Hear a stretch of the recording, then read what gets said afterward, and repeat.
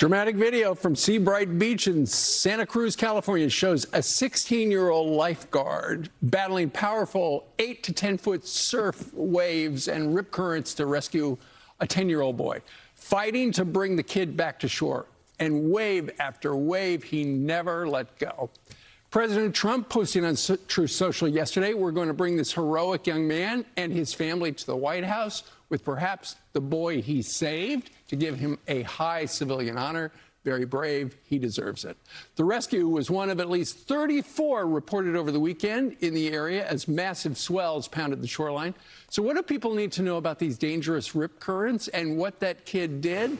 Let's bring in American Lifeguard Association national spokesperson and former Brevard County Ocean Rescue Chief Wyatt Werneth. He joins us from Cocoa Beach down in Florida. Wyatt, good morning to you.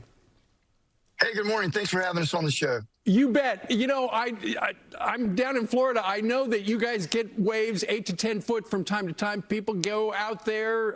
They try to surf.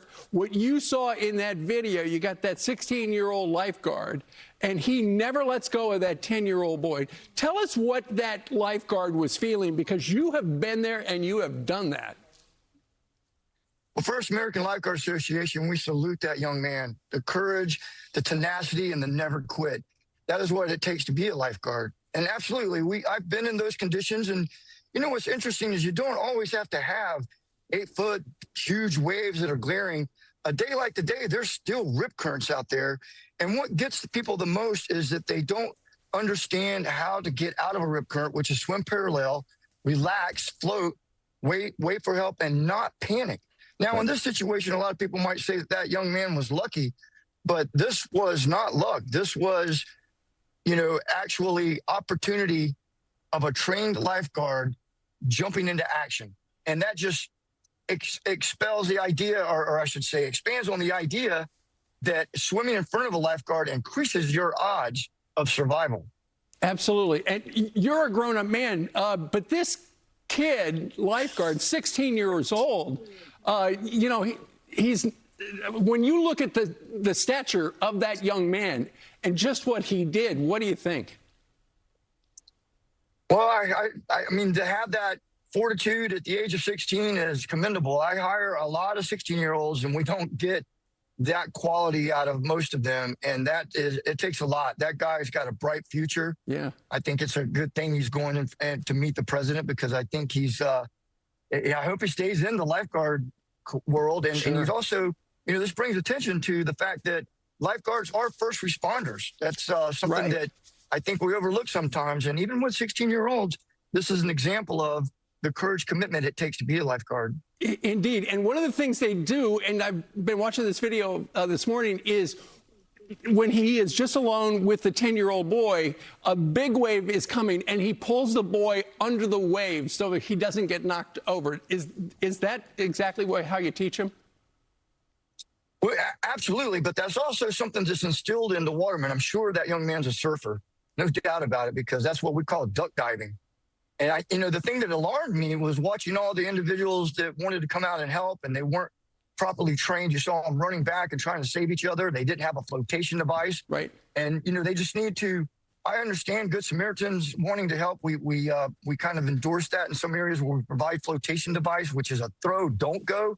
Right. But the training was kicking in for that young man, and he was not going to let go.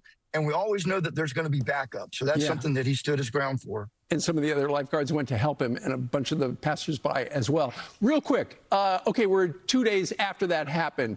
That 16-year-old kid, I'm sure when he looks at that video, he thinks, man, what, I did that? Talk a little bit about the mental load, and after a lifeguard saves somebody's life, what you guys think about.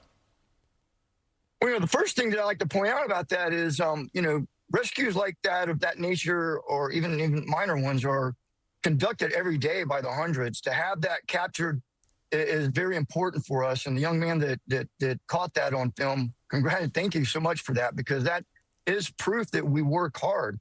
And when we get into those situations, just like first responders, we have to have critical incident debriefing. Right. And I think that sometimes, being that the lifeguards are, you know, grouped under recreation, I think some of those critical components of a first responder, just like police, fire, and EMS are overlooked. So I hope that he's getting that. And it is something that is, it raises your blood pressure a lot. And so you need to be able to regroup. And, we have three kinds of people that get into a situation like that. One that says, this ain't the job for me.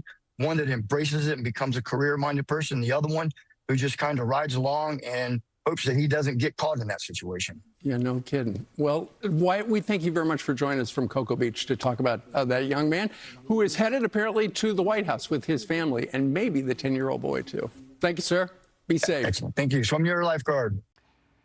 Be sure to like and subscribe for all the Fox News latest on YouTube and catch full shows streaming now on Fox One.